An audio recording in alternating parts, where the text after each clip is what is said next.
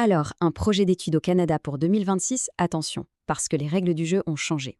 Le gouvernement canadien a mis en place de nouvelles mesures, et ça a un impact direct sur le nombre de permis d'études disponibles et surtout sur la façon de les obtenir. Mais pas de panique, on est là pour décortiquer tout ça ensemble. On va voir exactement ce qui attend les futurs étudiants et surtout comment s'y retrouver dans ce nouveau système pour que le projet se concrétise. Allez, voici le plan de match. D'abord, on va s'attaquer au nouveau plafond pour les étudiants. Ensuite, on va zoomer sur le document dont tout le monde parle, la lettre d'attestation provinciale.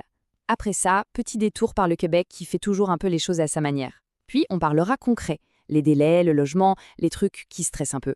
Et on finira en beauté avec une stratégie clé en main pour 2026. Allez, on y va. Bon, on entre dans le vif du sujet. Le premier gros changement, c'est que le Canada a décidé de mettre un frein au nombre de nouveaux étudiants internationaux. Pourquoi? Eh bien, vous l'avez sans doute entendu, le pays fait face à de vrais défis, je pense notamment à la crise du logement, à la pression sur les services. Bref, l'idée, c'est de s'assurer que tout le monde puisse être accueilli dans de bonnes conditions, que les infrastructures suivent, quoi. Alors, le chiffre magique pour 2026, c'est celui-là. 408 000. Attention, ce n'est pas 408 000 nouvelles places, c'est le nombre total de permis d'études. Et ça inclut aussi les renouvellements pour les étudiants qui sont déjà au Canada. Donc, le point vraiment crucial à comprendre, c'est que le gâteau à se partager pour les nouveaux arrivants est devenu plus petit. Il y a un nombre de places fixes et il est plus bas qu'avant. Et regardez, ce graphique parle de lui-même, non? On voit très clairement la tendance à la baisse. On part de 485 000 permis en 2024 pour arriver à notre fameux 408 000 en 2026. Concrètement, qu'est-ce que ça veut dire? Eh bien, c'est simple, la compétition pour chaque place va être beaucoup plus rude. Ok, maintenant regardons comment ce gâteau de 408 000 permis est découpé. C'est là que ça devient super intéressant. Sur le total, il y a une part de 180 000 places, et celle-là, elle est réservée aux étudiants qui vont avoir besoin de la fameuse nouvelle lettre d'attestation provinciale. On en reparle juste après. C'est ce groupe-là qui est le plus concerné par le nouveau plafond. Pour les autres, par exemple les étudiants en maîtrise, en doctorat, ou même au primaire et au secondaire, eh bien ils sont en grande partie exemptés de ce quota. C'est une info capitale. Alors justement, comment on fait pour décrocher une de ces places si convoitées? La réponse, c'est le nouveau sésame, la clé d'or. Elle tient en 3 lettres, LAP. LAP pour lettre d'attestation provinciale. Retenez bien ce nom, c'est le nouveau document indispensable pour beaucoup de monde. Mais qu'est-ce que c'est que ce truc, la LAP? En fait, c'est tout simple. C'est une lettre, une confirmation de la province ou du territoire où on veut étudier, qui dit en gros, oui c'est bon, on a une place pour cette personne dans notre quota. C'est la preuve que votre place est bien réservée. Et il faut bien comprendre que sans cette lettre, pour la majorité des programmes, la demande de permis d'études ne sera même pas traitée. Ok, regardons ça de plus près. Qui a besoin de cette fameuse LAP et qui peut souffler un peu?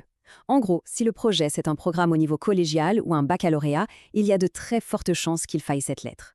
Par contre, et ça c'est la bonne nouvelle de 2026, les étudiants qui visent une maîtrise ou un doctorat dans une université publique, eux, sont exemptés. Pareil pour les élèves du primaire, du secondaire et bien sûr pour ceux qui ne font que prolonger leur permis. D'accord, mais ces places, elles sont où exactement?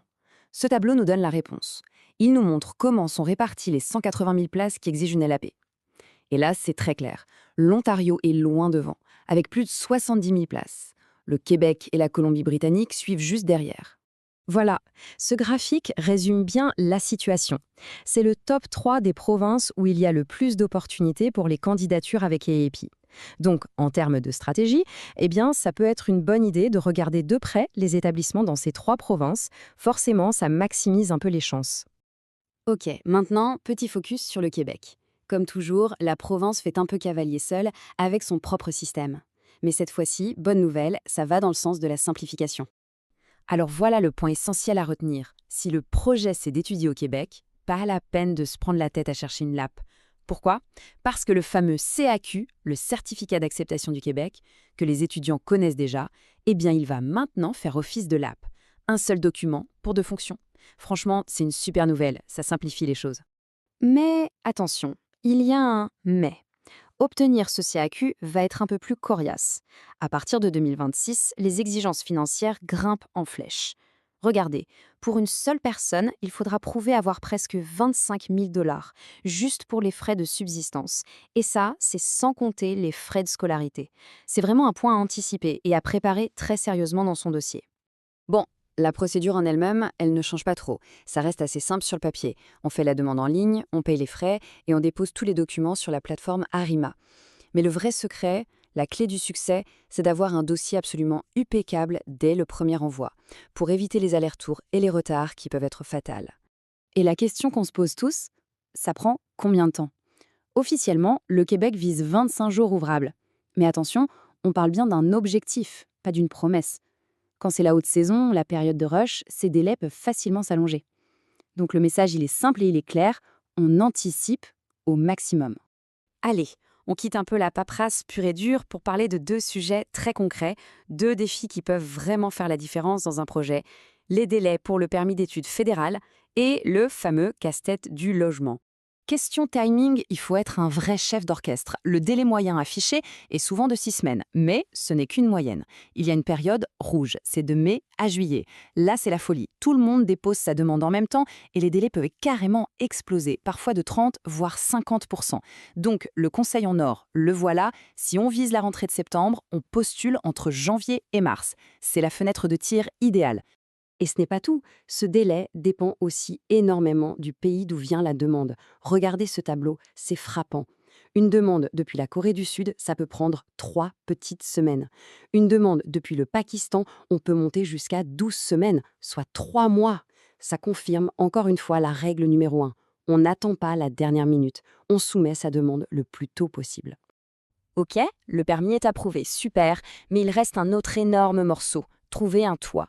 Il ne faut pas se le cacher, c'est un vrai défi au Canada en ce moment. C'est de loin la plus grosse dépense, juste après les frais de scolarité. La règle d'or absolue, on ne commence pas à chercher une fois sur place. C'est beaucoup trop tard, il faut s'y mettre 3 à 6 mois avant d'arriver. Et question budget, à quoi faut-il s'attendre? Ce tableau donne une bonne idée. On voit que pour une chambre en colocation, à Montréal ou à Québec, on peut s'en sortir pour un prix qui reste, disons, raisonnable. Mais alors, si on vise Toronto, Vancouver, où là, on change complètement de dimension. Les prix s'envolent et dépasser les 1 000 $ par mois pour une simple chambre, c'est devenu la norme. Bon, on arrive au bout. On a vu les nouvelles règles, on a vu les défis. Maintenant, il est temps de rassembler toutes les pièces du puzzle. On va synthétiser tout ça en un plan d'action super concret. Une sorte de checklist pour mettre absolument toutes les chances de son côté. Voici la checklist de survie pour un projet d'études en 2026. Point numéro 1, je pense qu'on l'a compris, postuler tôt. Idéalement entre janvier et mars.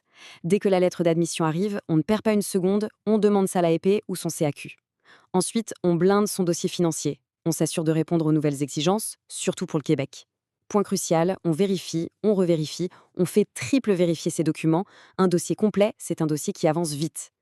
Pour le logement, on commence la chasse des mois à l'avance. On utilise tout ce qu'on peut. Les sites des universités, Kijiji, les groupes Facebook. Et le plus important, on se méfie des arnaques. La règle est simple. On ne paie jamais un loyer sans avoir fait une visite, que ce soit en personne ou en visio. Et voilà, normalement, avec tout ça, les futurs étudiants ont une vision beaucoup plus claire du chemin à parcourir pour 2026. Toutes les cartes sont sur la table, alors la question finale, celle qui lance vraiment le projet, c'est celle-ci. Avec ce tout nouveau contexte, ces nouvelles règles, quelle sera la toute première étape à franchir pour concrétiser ce rêve d'étudier au Canada ?